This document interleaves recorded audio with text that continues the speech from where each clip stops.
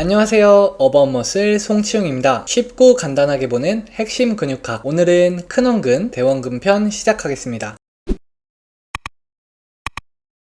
먼저 해부학적 위치를 살펴보겠습니다. 테레스 메이저라는 이름을 가지고 있는 큰원근은 어깨뼈의 아래각에서 시작해서 윗팔뼈의 결절 사이에 부착하게 됩니다. 이 윗팔뼈에서의 부착 부위는 광배근과 유사합니다. 부착 부위가 유사한 광배근과 큰원근은 공통점이 여러 개 있습니다. 그중 하나가 섬유가 꼬여서 부착한다는 것입니다. 그리고 이 근육의 특징은 첫 번째로 아까 말씀드렸듯이 광배근 힘줄에 바로 뒤에 부착한다는 것입니다. 우측 상단에 있는 윗팔뼈의 그림을 보시면 광배근과 큰원근의 윗팔뼈 부착 부위가 나와 있습니다. 광배근이 조금 더 바깥쪽, 큰원근이 안쪽에 부착하게 됩니다. 그리고 왼쪽 그림에서 보시면 광배근이 큰원근을 감싸고 돌아 들어가면서 부착하는 게 보입니다. 부착 부위가 이렇게 가까울 뿐만 아니라 몇몇 사람들에게서는 이 두 개의 힘줄이 서로 합쳐지기도 합니다. 그래서 이 두 근육은 어깨 관절의 편, 안쪽 돌림, 모음과 같이 기능에서 비슷한 역할을 하게 됩니다. 그리고 두 번째 특징은 이 큰원근은 겨드랑이에 있는 임상적으로 아주 중요한 여러 공간을 형성하는 데 기여합니다. 첫 번째로 위 삼각 공간입니다. 이 위 삼각 공간은 뒤에서 봤을 때 작은 원근, 큰 원근, 윗팔 세갈래근의 긴 갈래에 의해 형성됩니다. 그리고 앞쪽에서 보시면 어깨 밑근도 관여하고 있습니다. 이 사이로는 어깨 휘도리 동맥이 지나가는데 이 동맥은 큰 원근, 작은 원근, 가시 아래근까지 혈액을 공급하는 임상적으로 중요한 동맥입니다. 때문에 큰 원근, 작은 원근, 가시 아래근, 어깨 밑근의 문제는 이 혈관의 흐름을 방해할 수 있습니다. 두 번째 공간은 아래 삼각 공간입니다. 이 공간은 큰 원근, 윗팔 세갈래근의 긴 갈래, 그리고 윗팔뼈에 의해 형성됩니다. 이 공간으로는 노신경과 동맥이 지나게 됩니다. 때문에 이 근육들의 문제는 노신경의 지배를 받는 근육들의 문제나 손등 쪽으로의 통증을 야기할 수 있습니다. 다음은 사각 공간입니다. 이 공간은 작은 원근, 큰 원근, 윗팔 세갈래근의 긴 갈래, 윗팔뼈로 형성되고 겨드랑신경과 후방 상완 회선 동맥이 빠져나오게 됩니다. 이 겨드랑신경은 소원근과 어깨 세모근을 지배하고 있습니다. 따라서 이 공간에 문제가 생긴다면 어깨 쪽으로의 통증과 어깨 벌림 시 근약화가 나타날 수 있습니다. 이렇게 겨드랑이 쪽에는 임상적으로 중요한 공간들이 있는데 큰 원근은 이 공간을 형성하는 데 모두 관여하게 됩니다. 다음은 기능입니다. 큰 원근의 기능은 어깨 관절의 안쪽 돌림, 편, 모음입니다. 이 기능은 넓은 등근, 광배근과 같은 역할입니다. 해부학적인 특징에서도 언급했듯이 이 두 근육은 서로 따로 볼 수 없는 근육입니다. 특히 어깨 관절의 움직임에 있어서 한 개의 근육으로 봐도 무방합니다. 두 번째 기능은 타이핑이나 글쓰기와 같이 손으로 작업할 때입니다. 미세한 움직임을 할 때 몸쪽에서 고정이 잘 되어 있어야 하는데 이때 쓰이는 것이 큰 원근입니다. 세 번째 기능은 운전대를 돌릴 때입니다. 핸들을 돌릴 때 같은 방향의 손은 어깨 관절에서 신전, 편 움직임이 나타나고 반대쪽 어깨 관절은 모음과 안쪽 돌림으로 작용하게 됩니다. 다음은 신경 지배입니다. 이 큰 원근을 지배하는 신경은 아래 어깨 밑 신경입니다. 어깨 밑 신경은 상부와 하부로 나뉘는데 이 큰 원근은 하부의 지배를 받습니다. 다음은 혈관 분포입니다. 큰 원근은 가슴 등 동맥과 어깨 휘도리 동맥에 의해 영양 공급을 받습니다. 다음은 큰 원근 통증 유발점의 연관통 및 증상입니다. 첫 번째로 어깨 후면 통증입니다. 후방 삼각근 근처에 통증이 나타나게 됩니다. 두 번째 증상은 팔을 움직일 때 통증입니다. 주로 팔을 앞으로 뻗을 때 통증이 심해집니다. 책상에 올려진 물건을 짚기 위해서 팔을 뻗을 때 어깨 뒤쪽으로 당기고 통증이 나타난다면 이 큰 원근의 통증 유발점이 활성화되었을 가능성이 있습니다. 세 번째 증상은 어깨 관절의 굽힘, 벌림, 바깥 돌림 시 통증입니다. 이 동작들은 큰 원근이 스트레칭 되는 동작들입니다. 통증 유발점이 활성화되면 스트레칭이 제한되면서 통증이 나타날 수 있습니다. 네 번째 증상은 어깨 관절의 편과 안쪽 돌림 시 통증입니다. 세 번째와 반대로 큰 원근이 수축할 때 나타나는 증상입니다. 다섯 번째 증상은 어깨 움직임의 제한입니다. 주로 굽힘 시 그 제한이 나타납니다. 환자들 중 이 큰 원근이나 아니면 큰 원근과 광배근이 같이 문제되어서 어깨를 못 올릴 때가 있는데 이때 이 두 개의 근육을 잘 이완시켜주면 움직임 제한이 사라집니다. 다음은 이 큰 원근과 관련된 증후군 두 가지에 대해서 소개해드리도록 하겠습니다. 첫 번째로 삼각 공간 증후군 부분입니다. 이 삼각 공간은 앞서 설명했던 아래 삼각 공간입니다. 큰 원근, 위팔 세갈래근의 긴 갈래, 위팔뼈로 구성되는 이 공간으로는 노신경이 지나고 있습니다. 때문에 이 큰 원근의 비대나 기타 다른 원인에 의해서 이 공간이 좁아진다면 팔 뒤로 내려가는 날카로운 통증이 느껴집니다. 이 위치는 노신경이 주행하는 주행 방향과 일치합니다. 다음은 사각 외측 공간 증후군입니다. 작은 원근과 큰 원근, 위팔 세갈래근, 그리고 위팔뼈로 구성된 이 공간으로는 겨드랑 신경과 후회선 동맥이 지나갑니다. 이 공간이 좁아지게 되면 어깨 뒤쪽으로 날카로운 통증이 나타납니다. 다음은 통증 유발점의 활성화 및 지속화 요인입니다. 첫 번째로는 급성 과부하입니다. 큰 원근이 급성 과부하를 받게 되는 요인은 줄다리기와 같이 갑자기 힘을 줄 때입니다. 줄을 뒤로 잡아당길 때 내 힘보다 상대방의 힘이 더 세면 내 의지와는 상관없이 팔이 끌려가게 됩니다. 이때 어깨 관절의 굽힘으로 인해서 수축된 큰 원근에 예상치 못한 스트레칭은 근육의 과부하를 줄 수 있습니다. 두 번째 요인은 장기간 단축 또는 스트레칭입니다. 큰 원근이 단축되는 자세는 뒷짐을 졌을 때입니다. 하지만 일상생활 중 뒷짐을 지고 오래 있는 경우가 없기 때문에 문제는 거의 장기간 스트레칭 되어 있을 때 나타납니다. 큰 원근이 스트레칭 되는 자세는 운전할 때입니다. 장시간 운전하게 되면 우리는 등과 허리를 등받이에 기대고 손을 10시와 2시 방향에 올려놓고 운전하게 됩니다. 이런 자세가 지속되면 큰 원근은 장시간 스트레칭된 상태에서 노출되게 됩니다. 그리고 세 번째와 연결해서 장시간 운전하는 차가 대형 화물차라면 큰 원근에 가해지는 부담은 더 커지게 됩니다. 요즘 나오는 화물차들은 핸들이 그렇게 무겁지 않다고 합니다. 그러나 그 전에 나왔던 모델들은 핸들 무게가 가볍지 않았다고 합니다. 화물차 같은 경우